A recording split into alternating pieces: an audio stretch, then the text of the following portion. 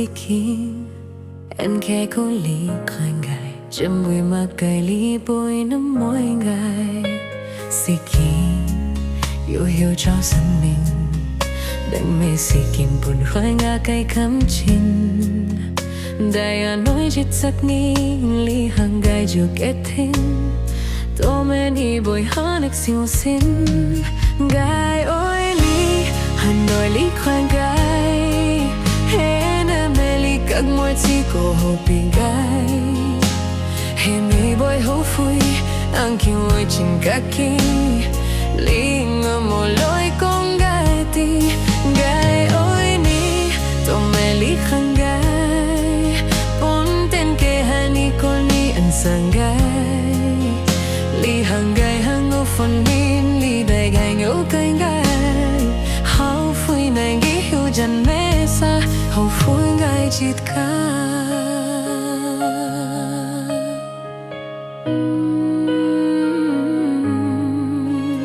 si kim ni hiểu cho dân mình nắng mê si kim cùng khai ngã cây cắm trên gai à nói chít sắc nhang lý hàng gai dù kết thêm tô mẹ nghĩ bồi hát ngược sông xin gai ôi ní hà nội lý khang gai hé gơ mê lý các môi chỉ cổ hồ bị gai hé mê bồi hố phui anh kiêu ôi chinh các kỳ lý nè môi lối con nghe ti gai ôi ní tô mẹ lý khang gai bốn tên kê han mi con mi anh sẽ gai lý hàng gai hàng gấp phần min lý bồi anh ông tuyên gai hố phui này nghe hay dù mẹ xa hó phui gai chít